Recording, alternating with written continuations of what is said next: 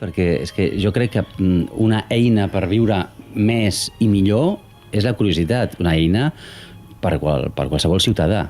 El que passa que el periodista és un professional de la curiositat, és a dir, el periodista parteix de la curiositat genuïna, i jo crec que això és el que el fa periodista, però després l'ha d'agafar com una eina de treball, no? És a dir, sí, som professionals de la curiositat, és a dir, no podries fer les entrevistes que fas tu si no dintre teu no hi hagués una curiositat que t'anima, no? Que és el teu motor, i a mi em passa exactament això, no? El que estic tot el dia intentant és satisfer aquesta curiositat pel meu plaer i amb el petit detall que tinc el luxe de poder-ho compartir amb els lectors del meu diari. El primer dia de classe a la carrera de periodisme, una professora et va etzibar: què hi feu aquí? Amb aquesta carrera no trobareu mai feina. Això fa anys, I tant, això va ser, doncs mira, el setembre, octubre de l'any 79, que va ser quan vaig començar a estudiar periodisme a Bellaterra, primer dia, primera hora de la primera classe de la carrera, primer curs, i entra una profe que no recordo sincerament qui era, i me n'alegro de no recordar-me, que va dir: ¿pero qué hacéis aquí? ¿Qué estáis haciendo todos vosotros aquí? Si esto del periodismo está acabado, si no va a haber futuro para ninguno de vosotros. Ostres, com a primer missatge és bastant tremendo, descorazonador. Per mi va ser una lliçó, perquè amb els anys descobreixes que aquests missatges apocalíptics són falsos. És a dir, tota aquella gent que hi érem en aquella aula, la majoria, vam acabar treballant com a periodistes, a ràdios, a teles, a diaris, i jo quan faig retrospectiva i penso en aquella persona en aquell moment, si l'hagués fet cas, si l'haguessin fet cas, jo no estaria aquí ara parlant amb tu. O sigui, no s'ha de fer cas dels missatges apocalíptics negatius. Dius al llibre: per aquest ofici cal unir curiositat, llibres, camins i dies. Aquest és un proverbi àrab que vaig llegir no sé on una vegada fa molts anys i em va agradar. A més, en castellà té com una miqueta de rima, que és libros, caminos i dies dan sabidoria, i que em sembla un bon resum, perquè és veritat que un es va conformant amb el que ha llegit, amb els camins que ha recorregut, és a dir, el que ha vist, i amb els dies que van passant i que et van aportant experiència, no? Per tant, sembla un bon resum per la vida i, naturalment, pel periodisme. El periodisme t'ha fet entendre la vida? És a dir, t'ha canviat com a persona? El periodisme m'ha ajudat a entendre millor el món i les coses de la vida, perquè m'ha donat l'oportunitat de parlar, per acotar-ho en un cas concret, amb 1.500 persones diferents.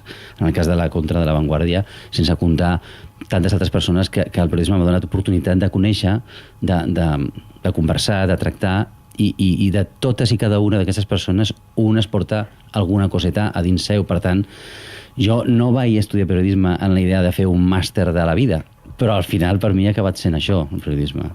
Escolta'm, heu aconseguit que moltes persones comencin a llegir La Vanguardia, en aquest cas, per la contraportada. Aquest és un dels grans èxits de... Això ens diu molta gent, i és molt afalagador, i a mi m'agrada molt sentir-ho, i suposo que és veritat, però jo no penso en això. És a dir, jo quan estic fent una entrevista, quan estic treballant, no estic pensant en aquestes coses tan afalagadores, no? Jo estic pensant en passar-m'ho bé jo i oferir alguna cosa al lector, no? Que s'ho passi també bé una estona llegint aquella entrevista. Víctor, tu creus que els periodistes hem de cridar a la revolta o hem de generar arguments perquè la revolta sorgeixi? Ostres, quina pregunta, quin plantejament. A mi em desborda això, és a dir, aquest plantejament que em fas em desborda, perquè jo estic més en la línia del que comentava ara el Redon, no? El periodisme no morirà mai, perquè l'ésser humà consumeix històries des del principi i no podem deixar de consumir històries. De manera que el periodista el que ha de fer, jo crec, i continuarà fent, és mirar per trobar les històries, triar quines històries explicar-les, i sempre hi haurà algú que li dirà gràcies, no? Com explicar les històries? Bueno, això és el que va variant al llarg del temps, no? En una època hi havia un reporter que agafava 50 trens fins a arribar a Sibèria i feia hores cròniques com el Correo del Zar, no? I ara no, ara el món està interconnectat per les xarxes i el periodista segurament el que ha de fer és interpretar el món i explicar històries atractives, com tu deies, post festum, però que d'alguna manera estan explicant el món d'una manera diferent a com feia l'agència de notícies fa 30 anys. Cridar a la revolta? No ho sé. Jo crec que el que hem de fer és explicar com veiem les coses cada un de nosaltres. Al final tu firmes, no? I aquella firma és la teva marca. i tu tens un to i el lector, l'oient, tria el to que li encaixa o que li agrada millor. Jo, si hagués de fer professionalment crides a la revolta, fracassaria, no em sortiria bé, perquè no és el meu temperament. Però això no vol dir que tu no hagis de fer. De fet, les crides a la revolta en aquest moment també són fàcils de fer, no? Perquè realment la gent està una mica... Sí, podia hi haver una tentació massa fàcil de cridar a la revolta condemnada a estavellar-se contra una paret als 5 metres, no? Per tant, potser seria més interessant doncs, pensar per sobre de la paret dels 5 metres que hi ha darrere i veure com podem enfocar i encarar les coses una miqueta més a mig i llarg plaç, no? Però no ho sé, jo no estic ara improvisant, no ho sé. És evident l'impacte que alguns d'aquests personatges, més de 1.500 que has entrevistat, han generat en el teu traç personal, la teva visió de la vida, del món, de la realitat. Ho expliques al llibre, jo crec que el llibre el que concreta és això, no? Al final com és l'impacte, no? Però tu ets conscient de l'impacte que algunes vegades un titular, un personatge d'aquests genera en la vida de les persones? Alguna vegada he estat conscient perquè alguna de les persones que ha llegit alguna de les entrevistes et troba per la vida i et comenta l'efecte que en ella va tenir una declaració, un titular, una entrevista. Llavors te n'adones de que res del que fem deixa de tenir conseqüències. És a dir, cada cosa que fem, des d'un gest a un titular que publiques en una pàgina d'un diari, té conseqüències, no? Que això seria potser molt la filosofia oriental, no? Que tot té causa i conseqüència d'alguna, no?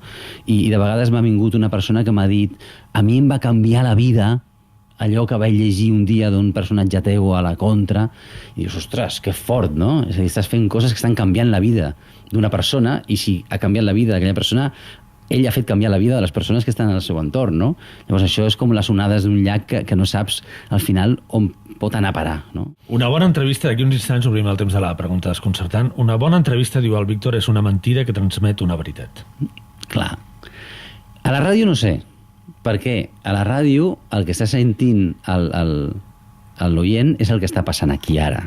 És a dir, és tal qual, a menys que l'editis, que també ho has fet, no? Entrevistes editades. A partir del moment que estàs editant una entrevista estàs mentint. Però és una mentida al servei d'una veritat. És a dir, per dir la veritat de vegades s'han d'escriure novel·les. Per dir la veritat de vegades no s'ha de ser un fotògraf, sinó un pintor.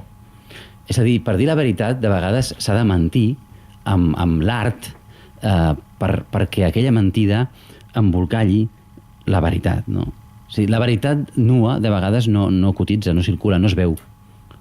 L'art consisteix justament en fer visible la veritat mitjançant una mentida, no? Un dia un neuròleg em deia l'artista es el que hace visible lo invisible.